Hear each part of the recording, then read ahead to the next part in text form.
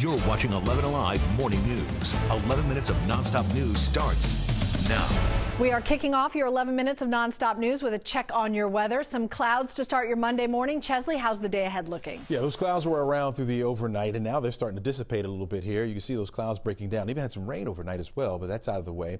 More of that will develop. Take a live look right now. This is over Circle 75, what we call the cloverleaf there, and you can see how the skies are starting to brighten up as the sun begins to rise. We're going to start you off with partly sunny skies this morning, but by the afternoon, that's when more of those clouds will develop, and we'll have a chance for a few of those scattered thunderstorms popping up. Today, we'll give it a 40% chance for the rain to be around. Temperatures will rise through the 80s once we get toward noon and then beyond. 88 will be our afternoon high temperature, but when you factor in the humidity, it's going to feel like the 90s out there. So dress accordingly, folks. Now to developments in a shooting in southwest Atlanta that left one person dead and 5 others injured. A child is among the victims now fighting to survive. Christy Diaz has the latest from Children's Hospital. Police are still piecing together how a family-friendly game at a ballpark turned deadly.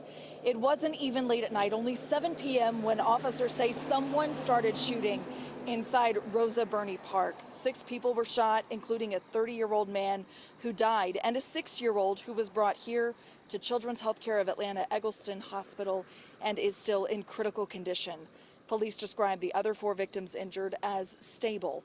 There are no specifics yet on why someone started shooting. Police can only say that it was an argument that escalated, and now they are begging people to put the guns down and find another way to resolve an argument. We're just asking the citizens just to find a way to resolve conflict without weapons. We're just asking people to, step away. We're asking people just to let bygones be bygones. But anytime that we have any tragedy like this, any death is a tragedy.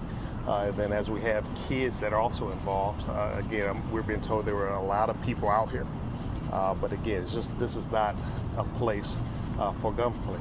Police confirmed there was a second shooting outside of the park shortly after. Police say they are connected, but at this time there are no suspects or arrests in either case. In Atlanta, Christy Diaz, 11 Alive News. A new week brings a new wave of back to school. Here are 3 things you need to know from school districts across Metro Atlanta. There's a new cell phone policy at Fulton County Schools. No phones for elementary school students during school hours. Middle and high school students cannot use phones during class unless a teacher says it's okay. Breaking the rules could end with 5 days out of school suspension. The interim superintendent for DeKalb County Schools says the district is starting the new year while tackling much needed repairs. They've already made improvements to Druid Hills High School, which was plagued by mold, broken toilets, and a lot of flooding. But Dr. Fasan Tinsley says things are looking up. So I think that parents and students are going to be pleased with what they see. Dr. Tinsley says it will take time to address all the repairs, not just at Druid Hills, but at other schools throughout DeKalb. Rome High School students are back into the building today with a slew of new safety procedures. The district made more changes after 2 students brought guns to campus during the first week. Doors will now not open until 7:30. There will be 2 doors open as students get dropped off. Late students, though, will have to come in through the front. They'll have 2 ID badges, new ID badges, and they'll be searched as they enter the building. Happening today, President Biden is leaving the White House for the first time since having COVID. The president will travel to Kentucky to survey flood damage and talk to survivors. The 3 men convicted of killing Ahmaud Arbery will be sentenced on federal hate crimes charges today in Brunswick. The Arbery family want 100% justice.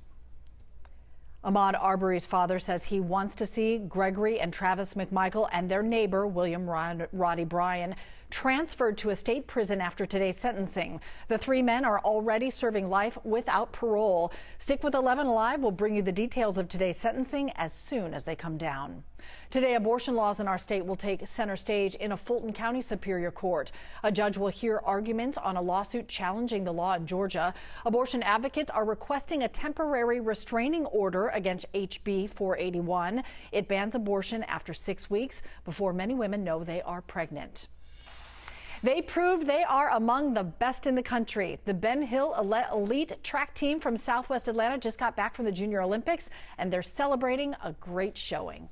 They've come a long way. The Parade of States was quite a way to kick it off. 21 into the Junior Olympics. A life-changing opportunity more than 300 miles from home in southwest Atlanta. I love being here. Where it all started for the Tigers. I love this team. Makes me stronger and prouder. We're getting ready to do our warm-up lap.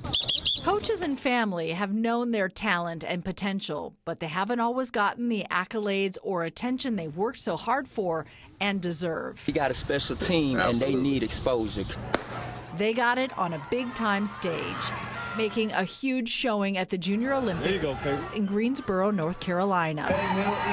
The kids did amazing, but it's much bigger than a medal or a personal best. It's not about just track. It's about I got another person I can look up to. It's about their futures. That was true for their coaches. It was just me and my aunt, and it was the coaches here that raised me. Helping build the next generation and experiencing that hard work, team, overcoming to embrace an opportunity really is the win. With all the adversity, they still pushing.